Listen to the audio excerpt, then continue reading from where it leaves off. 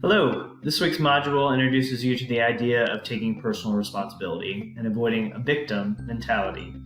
These two ideas go together because those who have a victim mentality simply refuse to take responsibility for many of the actions in their lives. The word victim can be used in several different ways, and there are times when all of us are victims. When things go wrong, when we get sick, when we get hurt, when we're in a car accident, things happen all the time. The spring 2020 global pandemic is a perfect example of this. You may have been a victim in many ways. Perhaps you or a loved one lost your job, or it was your senior year of high school and it was interrupted. You didn't either get a graduation or had a virtual graduation, or maybe your job became much more important because all of a sudden you were an essential worker and were thrown into a lot more hours that you never intended. All of us are victims at certain points in our lives, and there's really nothing we can do to avoid that. But if we let the problems compound, we start blaming everyone and everything else in our lives.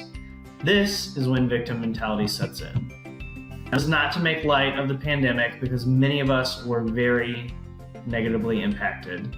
You have every right to express your emotions, but I encourage you to see what you can control and take ownership of your actions. Let me share a personal example.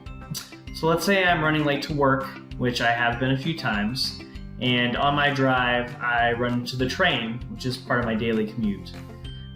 When I go in, I'll most likely blame the train and being late, having to wait on the train tracks.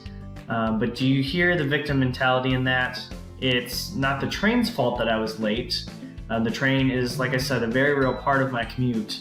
And if I'm somebody who wants to be early and not late, I need to make sure that I build time in for the train in case it stops me. This would be the same if I experience any type of traffic, any parking issues, or anything else that might get in the way. I need to plan that into my drive time so I am not late. The problem with blaming the train is that I don't control the train schedule, and it's really not the train's fault. The blame in this situation is the exact same when you continue to blame other people for the situations that go wrong in your life.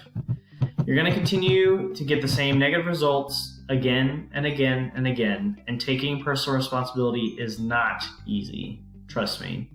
It's hard to admit when we messed up.